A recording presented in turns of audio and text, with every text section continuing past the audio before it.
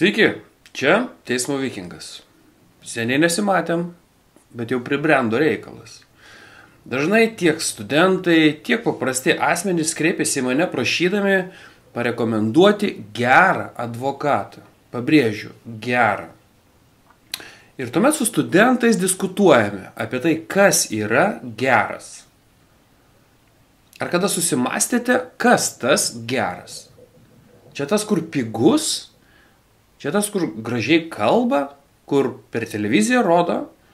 Čia tas, kur visas bylas laimėjo, nors gyvena mažam miestelėje ir turi kokias 5 bylas per metus. Ir tai viskas, ką jisai laimėjo.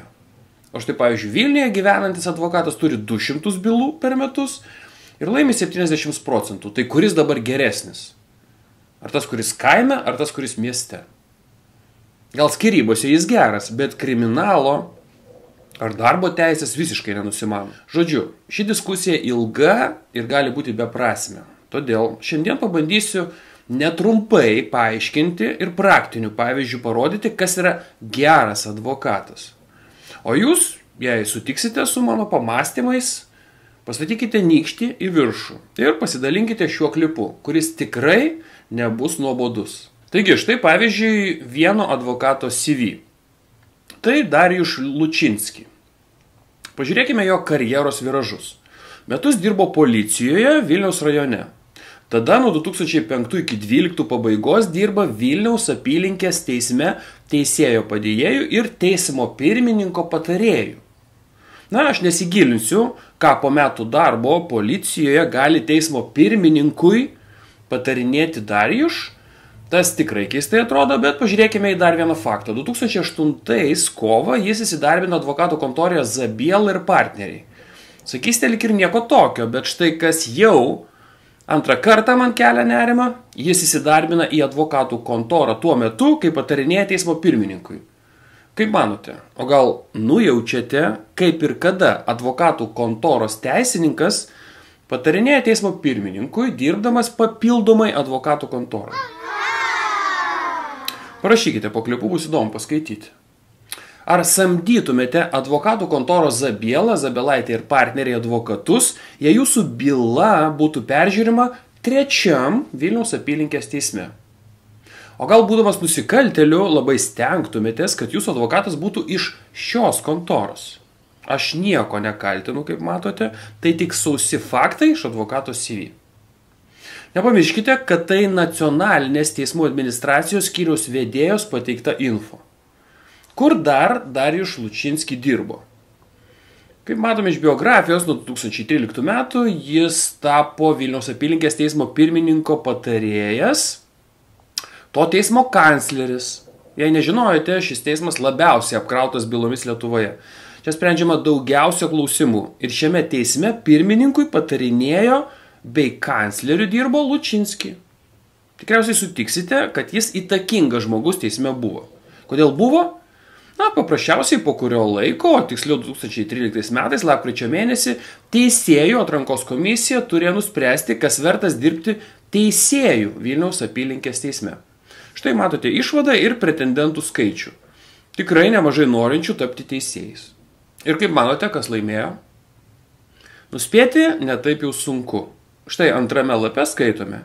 Vieną jauniausių amžiumi tarp tinkamiausių pretendentų Vilniaus apylinkės teismo teisėjo pareigas Darijusą Lučinskį atrankos komisija geriausiai vertino ne tik kaip pretendentą į šio teismo pareigas, bet apskritai šis pretendentas daugiausiai balų surinko tarp visų pretendentų. Šiuo metu pretendentas dirba Vilniaus miesto apylinkės teismo kancleriu. Anot jo paties, šios pareigos jam siekiant teisėjo karjeros laikinas žingsnis į šoną. Žodžiu, kaip supratote, Darijus Lučinski tampa teisėju. Na ir kiek jis teisėjauja, čia jau turime keliauti į kitą informacijos šaltinį – advokatų kontorą Integrum. Iš išrašo matome, kad tapęs teisėjų Vilniuje teisėjavo dar beveik 9 metus. Ir po to iki dabar dirba advokatų Integrum kontoroje. Kaip manote, ar advokatas Darijus Lučinski geras advokatas? Manau, kad susipažinę su jo istorija pripažinsite, kad gerai sukosi ir Matyt, geras teisininkas yra. Na kągi, jau paminėjau Integrum advokatų kontorą. Tai pasižiūrėkime, kas dar joje dirba. Nes įprastai gyvenime taip jau būna, kad tokie tokius traukia. Pažiūrėkime advokato Dmitrijus Korsakovas biografija. Štai CV. Tardytojas prokuratūroje, tuomet prokuroras, o po to prokuratūros 10 metų, kai buvo prokuroru Vilniaus miesto 3 apylinkės teisme teisėjas. Beje, jei dar kur nors nosį įkišim, pamatysim, kad jis 2020-ais į Seimą su Centro partija bandė patekti. Na, nieko blogo, bet kas man krito į akis. 10 metų Vilniaus miesto 3 apylinkės teismas. Man jau kažkur matyta. Jums nepasirodė taip pat? Nagi, pažiūrim. Ai, štai kas. Dmitrijus Korsakovas ir Darijus Lučinski dirbo tame pačiame teisme ilgus metus. Tai štai iš kur jie pažįstami. Abu teisėjai, abu kolegos, tai nenuostabu, kad abu vėliau, po daugelio metų, vienoj kontoroj dirba. Tiesa, Dmitrijus dar Kaune apygardos teisme 4 metus baudžiamųjų bylų teisėjų padirbėjo, kuomet vėliau savo norų išėjo. Iš kur žinau? Štai 2015 metų Teisėjų tarybos protokolas, kur aiškiai parašyta: Teisėjų tarybos pirmininkas Laužikas siūlo balsuoti, kas už tai, kad būtų pritarta LR prezidentė atleisti Dmitrijų Korsakovą iš Kauno teismo teisėjo pareigų savo norų. Už 15 prieš 0 susilaikė 0. Taigi, su Dmitrijaus Korsakovo kaip advokato karjera aišku taip pat. Beje, keistas dalykas atsitiko, kol šį klipą gaminau. Dmitrijus Korsakovas iš šios advokatų kontoros tiesiog buvo ištrintas. Na, bet eikim toliau. Kitas advokatų kontoros Integrum advokatas yra Olegas Šipkovas. Ir dar neparodžius jo biografijos, pabandykite atspėti, kaip jis atsidūrė kontoroje. Pastabesni šaunuoliai, žiūrovai, manau, atsakė teisingai. Taip, vis dar tas pats Vilniaus miesto 3 apylinkės teismas. Štai Šipkovo profesinė biografija. Kaip matote, apart darbo prokuroru, jis nuo 2000 iki 2013 dirbo Vilniaus miesto 3 apylinkės teisme. Kaip jau pamenate, ten taip pat dirbo ir mūsų jau minėtas Dmitrijus Korsakovas ir Darijus Lučinski. Na, štai kaip gražu, visa grupelė. Brigada. Kaip klasikinėme filme pasakytų Saša Bielai. Ir tai ne sarkazmas. Pamenate, koks klipo tikslas? Paaiškinti jums, kas yra geras advokatas. Šie advokatų kontoros advokatai ilgus metus kartu dirbę, susidirbę, tikrai geri. Nesiginčysit. Šipkovas, kaip matote, dar 5 metus Kauno apygardos teisme baudžiamąsias bylas nagrinėjo. Kol kas neturiu ką pasakyti, nes noriu keliauti prie paskutinio šios advokatų kontoros advokato, Pavel Borkovski. Manau, nereikia aiškinti, kaip jis tapo Integrum advokatu. Ta pati istorija, kurią jau žinote. Tik skirtumas tas, kad jis buvo Vilniaus miesto 3 apylinkės teismo pirmininkas. Nagi, paskaitykime jo gyvenimo aprašymą, bus įdomiau. Nuo 1999 iki 2012 jis buvo Vilniaus miesto 3 apylinkės teismo teisėjas ir šio teismo pirmininkas. Kaip matote, 13 metų vadovavo vienam iš svarbiausių teismų Vilniuje. Net sakyčiau svarbiausiam, nes jo teritorija buvo Vilniaus centras ir svarbiausios institucijos. Kas pastabesnis, turėjo čia kai kuriuos skaičius suvesti. Atsimenate apie policininką teisėjo patarėjų dirbusi. Na ir dabar šio advokatų kontoroje dirbanti, buvusi kanclerį. Taip, tas pats Darijus Lučinski. Kai sulyginam datas, puikiai matome, kad nuo 2011 gruodžio 23, kuomet patarinėjo Vilniaus 3 apylinkės teismo pirmininkui, juo buvo Pavel Borkovski. Vadinasi, patarinėjo Borkovski. O po 10 metų kartu atidarė advokato kontoros duris. Nieko nusikalstamo. Bet ką mums duoda žinoti ši informacija? Paprasčiausiai, jei kelis metus kartu dirbi su kolega, atsiranda pasitikėjimas, atsiranda ryšys, bendri darbai, projektai. Kitaip sakant, juk nepaneigsite, kad į kolegas advokato kontorijoje imsite seną, gerą, patikrintą draugą. Na, o ne kokį svetimšalį teisės mokslų daktarą ar šiaip žmogų iš gatvės. Šią info įsidėmėkite. Žiūrėkim toliau. Teismo pirmininko, dabar jau advokato Borkovskį gyvenimą. 2006-2016. Teisėjų tarybos narys. Va čia jau įdomiau. 10 metų žmogus dirbo, sakyčiau, svarbiausioje teisėjų kalvėje. Paskaitykime, kas ta teisėjų taryba iš Lietuvos teismų svetainės. Štai skaitome. Teisėjų taryba sudaro 17 narių. Pagal pareigas Lietuvos aukščiausio teismo pirmininkas, Lietuvos apeliacinio teismo pirmininkas, Lietuvos vyriausio administracinio teismo pirmininkas. Kaip suprantate, iš šio sakinio teisėjų taryboje aukščiausi teisėjai susėdę kartu dirba. Vadinasi, ten būdamas bendrauji, pietauji ir kartu dirbi su svarbiausiais asmenimis teismuose. Sutikite, pažintis pačios geriausios. Skaitome toliau. Ką apie teisėjų tarybą rašo puslapyje. 4 punktas. Tarybos įgaliojimų laikas 4 metai. Teisėjų tarybos nariais teisėjai gali būti renkami neilgiau kaip 2 kadencijom iš eilės. Va čia, šitoj vietoj, man jau pradeda kliūti Borkovskį gyvenimo faktai. Jeigu jie pamenate, nuo 2006 iki 2016 jis buvo tarybos narys. O ką tik paskaitėm, kad kadencija 4 metai, nebent 2 kartus iš eilės buvai išrinktas, bet net ir tuo atveju gauname 8 metus. Taigi pasistoja klausimas, kodėl buvo pažeista tvarka pačioje teismų šventovėje ir už kokius nuopelnus teisėjas Borkovskį buvo taryboje daugiau nei 2 kadencijas iš eilės. Kol kas tai būna neatsakytas klausimas, kol kas faktus perpatikrinkime. Štai svetainėje randu info, kad tikrai nuo 2006 Liepos Vilniaus miesto 3 apylinkės teismo pirmininkas buvo išrinktas į tarybą 2 metam.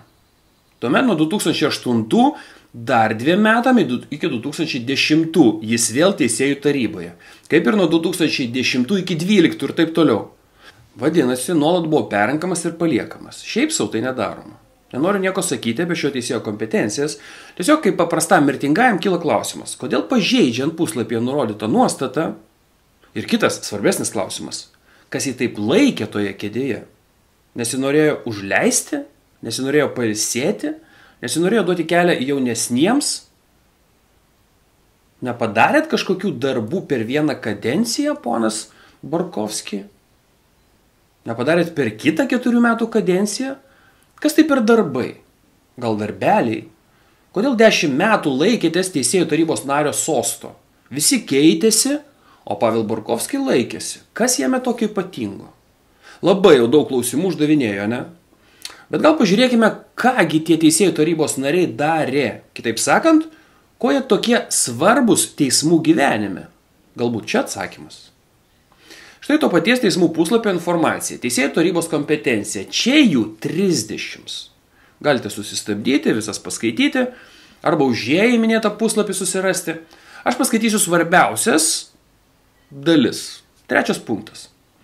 Motyvuotai patarė LR prezidentui dėl teisėjų skyrimo, paaukštinimo, perkelimo ir atleidimo iš pareigų.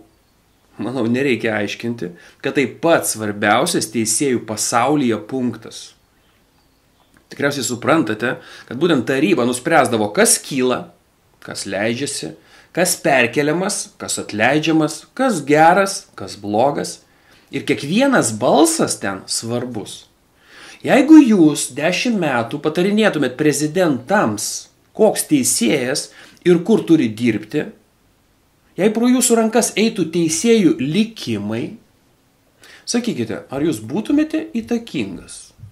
Va jei 4 metus rinktumėt, tai jūs padirbėtumėt su keliasdešimt teisėjų likimų, bet jei dirbtumėt 10 metų, po to pro tavo rankas praeina visa karta.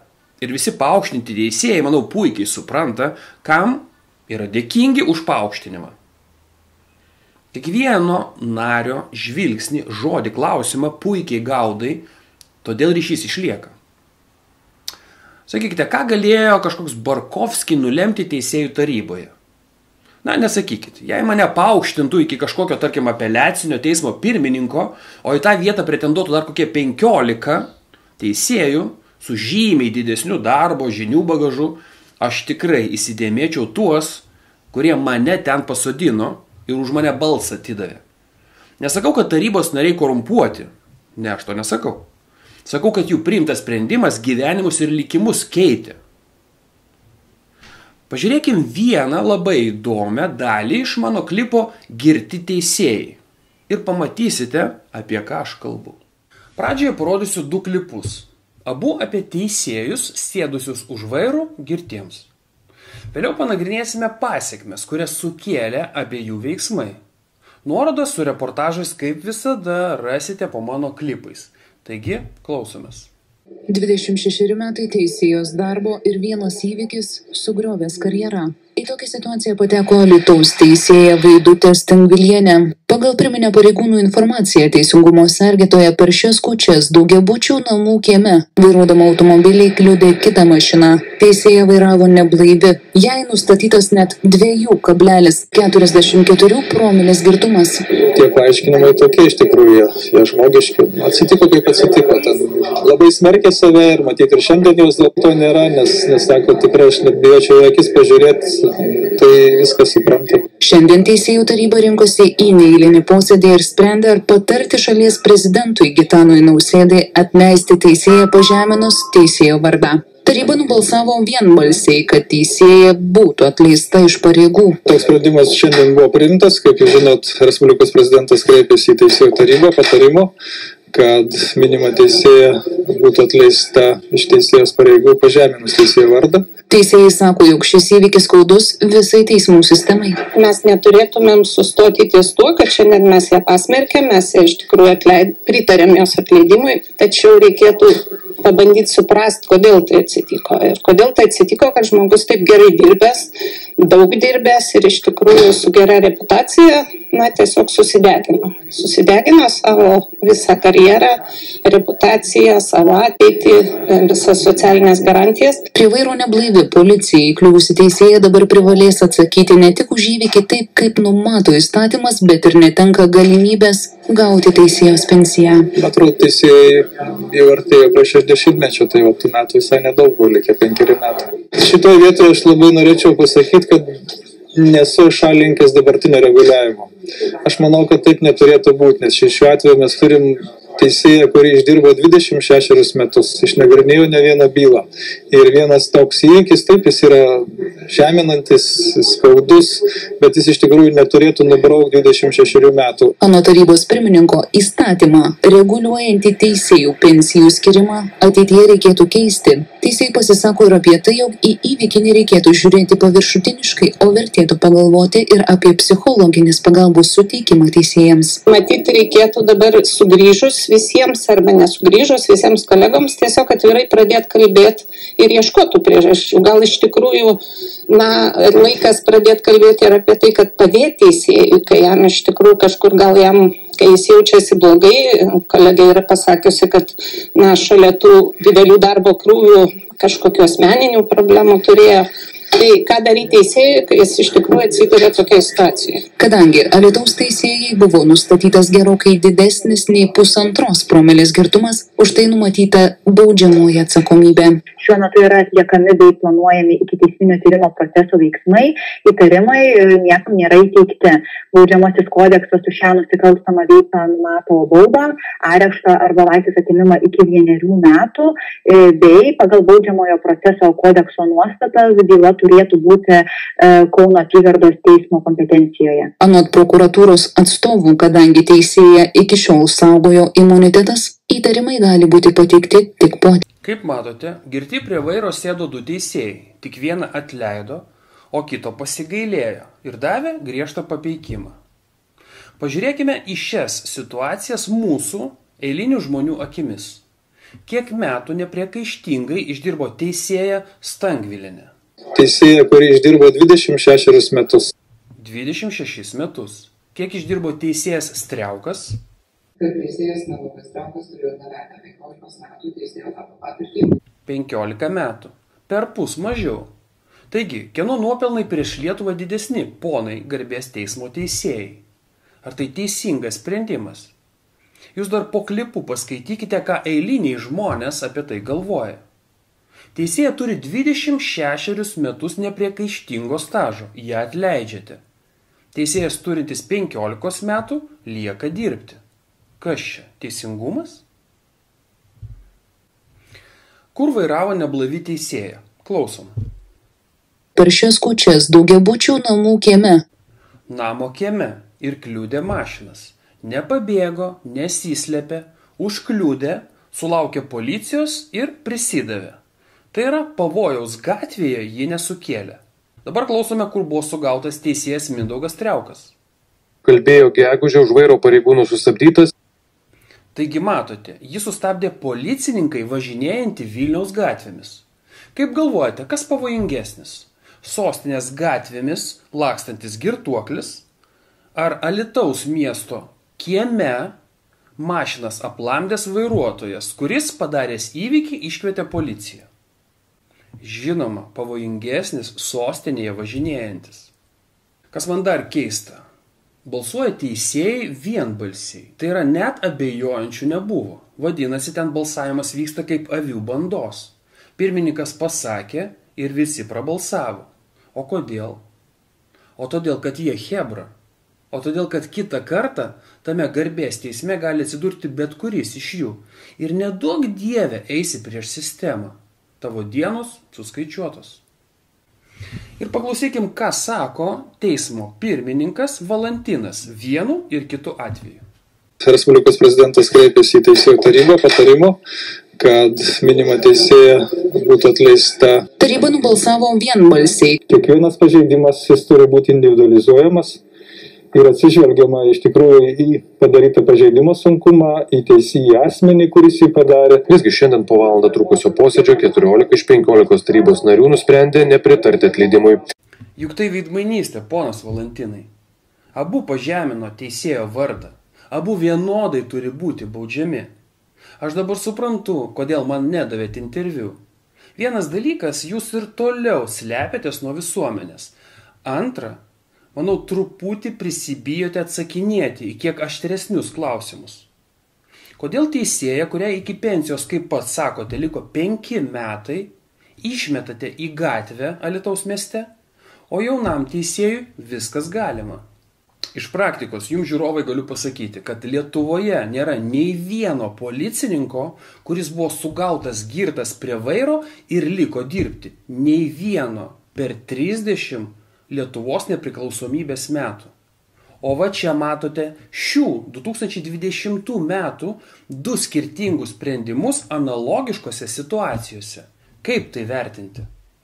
Suveskite Google girtas teisėjas ir jūs dar netokių cirkų pamatysite. Eikim toliau. Paklausykim priežastis, kodėl vienas ir kitas gėrė. Kolegė yra pasakiusi, kad šalia tų didelių darbo krūvių kažkokių asmeninių problemų turėjo. Visgi darbo dienos išvakarėse taurelę kilnojusiam ir kitą rytą policininkams įkliuvusiam Timidės tarnui bėdos tuo nesibaigė. Kaip matote, teisėjas Stangvilienė turėjo asmeninių problemų, o teisėjas Striaukas taurelę kilnojo linksmindamasis. Tai ir čia vienodos sąlygos. Teisėjas Stangvilienė pagyvenusi moteris. Suprantama, kad labiau išgyveno asmeninę problemą, o Striaukas, jis vyras, stiprioji lytis, pasilinksmino ir ryte ramus prie vairo sėdo. Beje, maža detalė, jei teisėjas Stangvilienė kieme policininkų laukia, tai teisėjas Striaukas, paklausom. Sustabdytas Striaukas policininkams iš karto pateikė teisėjo pažymėjimą. Yra manančių, kad taip jis bandė išsisukti. Sustabdytas iš karto teisėjo pažymėjimą policininkam pakišo. Tikėjosi išsisukti. Ir aš suprantu, kodėl Valantinas bandė jį išsukti ir išsuko, sakydamas sekančius žodžius. Ką tai pakeitė? Nieko, nes iš tikrųjų pagal įstatymus taip jau yra, kad reikia nustatyti asmens tapatybę. Reikia nustatyti asmens tapatybę? Gerbiamas Valantinai, nustatyti tapatybę galima iš paso, asmens kortelės, vairuotojo pažymėjimo, bet ne. Striaukas iš karto kišo teisėjo pažymėjimą. Kam? Asmenybei nustatyti? Jau ne man jūs mokyti, kaip jūs pats teisme nustatinėjate asmens tapatybę. Aš net klipą esu sukūręs apie tai. Štai nuoroda. Taip kad pirmininkė Valantinai, Ieškote pateisinamų priežasčių išsukti draugą. O aš dėja jas visas neplanuotai griaunu. Gerbiamo žiūrovė, turbūt galvoji, šiaip sau pasakiau išsukti draugą. Ne šiaip sau. Palyginkime šių dviejų teisėjų biografiją ir jūs viską suprasite. Štai jos. Kaip matote, Mindaugas Striaukas 2011 pradėjo dirbti Vilniaus 1 apylinkės teisme, kur dirba iki šiol. Tuo tarpu Valantinas nuo 2010 dirbo Vilniaus 2 apylinkės teisme. Kas ne Vilnietis, paaiškinsiu, kad nuo 2006 metų sausio vidurio Vilniaus miesto 1, 2, 3 apylinkės teismai darbavosi ir iki šiol darbuojasi tuo pačiu adresu Laisvės prospektas 79A. Vadinasi, kartu kasdieną apie metus laiko šiame pastate galėjo matytis ir, manau, bendrauti, kalėdą švęsti kolektyve ir išvažiuojamuose mokymuose tiek Algimantas Valantinas, tiek Mindaugas Striaukas. Aš nenustebsiu, jei Valantino mobiliajame telefone bus įvestas Striauko telefono numeris. Juk jūs draugai. Ir nebandykite neigti, ponas Valantinai. Metus tame pačiame pastate darbuojatės ir jūs mat nepažinojot Striauko. Baikit juokus, nieks nepatikės. Taigi, matote, vieną išmetė iš darbo, o štai kitą Striauką paliko dirbti. Sakysite, kas čia tokio? Dar viena dalis iš mano klipo. Kodėl teisėja Stangvilienė buvo nubausta griežtai? Todėl, kad ji iš Alytaus, tolimo nuo Vilniaus rajonėlio. Niekas jos nežino, niekam ji nerūpi, svarbių bylų nesprendžia. Kas toks teisėjas Mindaugas Striaukas? Jis Vilniaus teisėjas, jis svarbus. Galbūt spręs svarbę bylą ir jam galima bus priminti, kam jis skolingas už išsaugotą mantiją. Jį galima bus paspausti. Tikiuosi, suprantate, apie ką aš. Įsivaizduokite, 2020 metais aš jau išpranašavau Striauko likimą. Ir dabar jau matau 400 žmonių prie ekrano išplėtusiom akytėmis.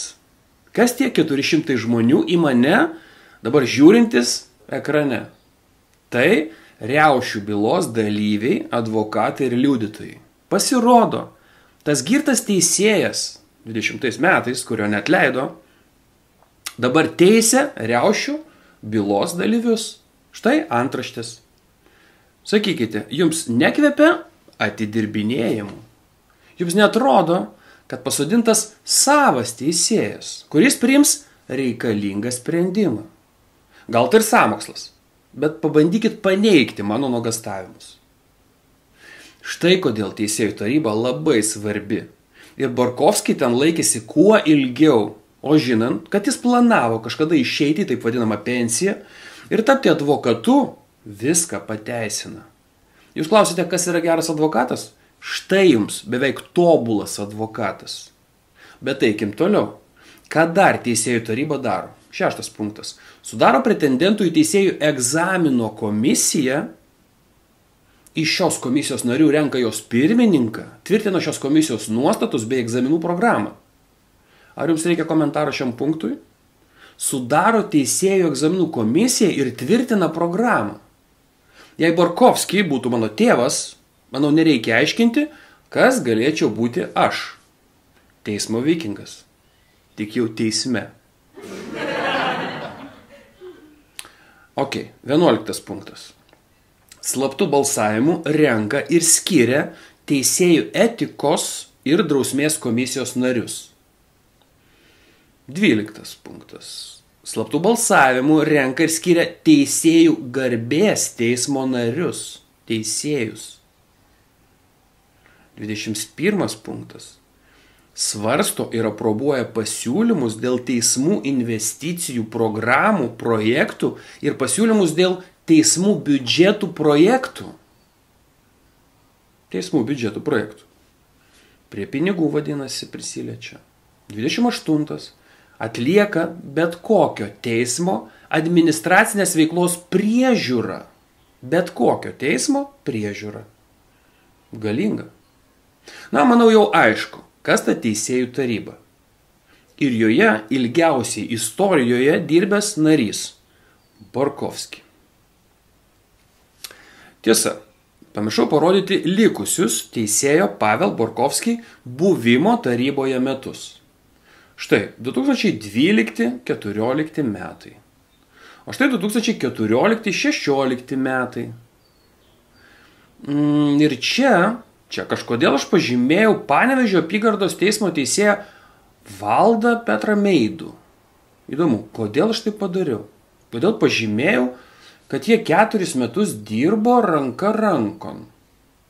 O pavyzdžiui, 2016 metais Birželio tarybos posėdžių protokolas, kuriame posėdžiauja Pavel Borkovskį ir Petras Meidus.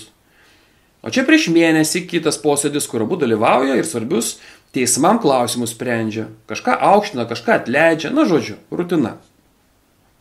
Čia dar tie patys metai, bet jau balandis, tik Meidus jau negali dalyvauti, kaip ir kovo mėnesio 22 dieną, tačiau kovo 14 jau abu dalyvavo. Žodžiu, ką noriu to pasakyti?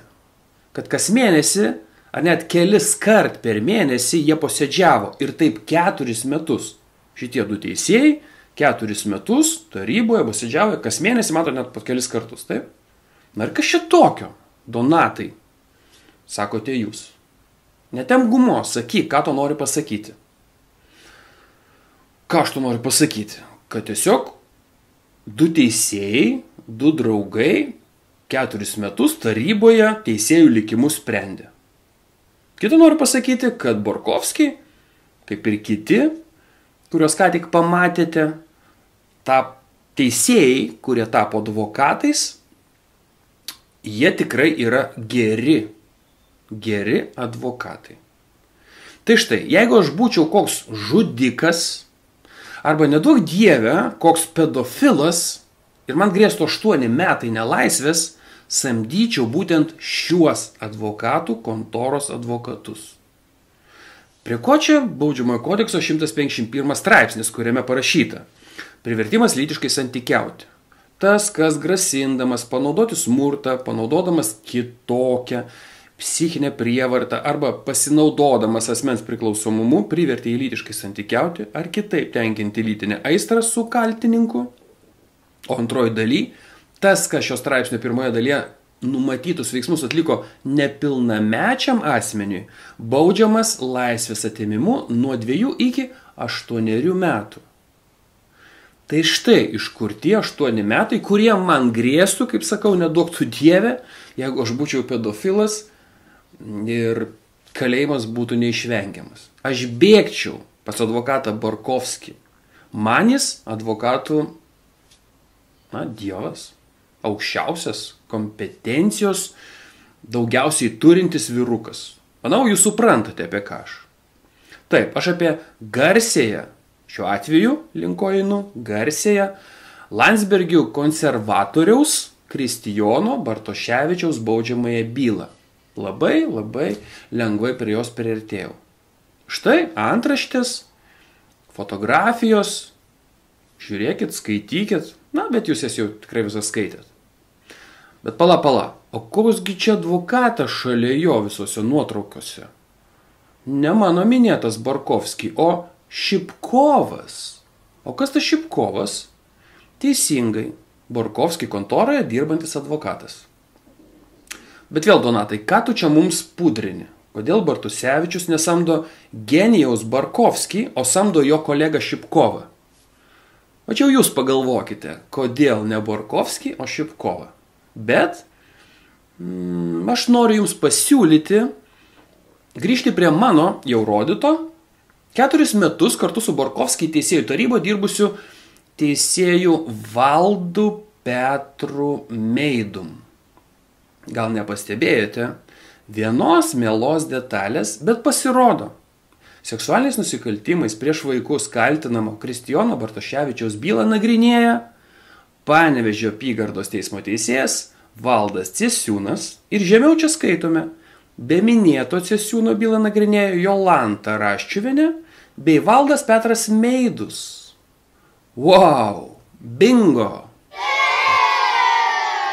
Vyruko bylą nagrinėja teisėjas, kuris 4 metus dirbo su Borkovskį, kuris dabar Integrum advokatas, o jo kolega Šipkovas. Ar čia reikia komentarų? O gal tai sutapimas?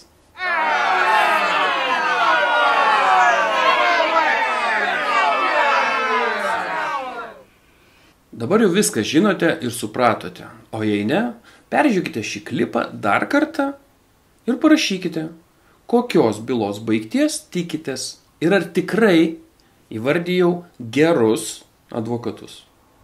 Beje, dar viena intriga pabaigai. Bartusevičiaus bylą nagrinėja teisėjas Valdas Meidus, o štai jo biografiją paskaitykite. Na, viskas matosi taip, šalia jo dirba teisėja, mano minėta, Jolanta Raščiuvienė. O mano, kaip teismo vikingo, tikrasis vardas koks? Donatas Raščius. Tai štai ir galvokit dabar, kaip pedofilijos byla baigsis.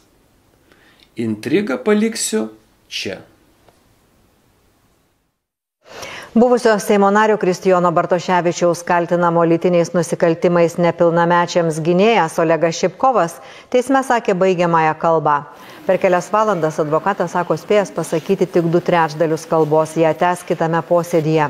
Gynėjas pabrėžė, kad siekia buvusio Seimo nario išteisinimo, taip pat žada staigmenų. Dėkoju už paramą Patreon draugams, dalinkitės šiuo ir kitais mano klipais. Geros dienos! Lauksiu jūsų vėl prie ekranų. Beje, jei klipas jums patiko ir aš sulauksiu 2000 like ženkliukų, sukursiu jums antrą dalį panašia tema apie teisėjus. Apie teisėjų tarybas, apie jų sprendimus. Ten dar daug nertų dirvų ir įdomių faktų. Iki geros dienos.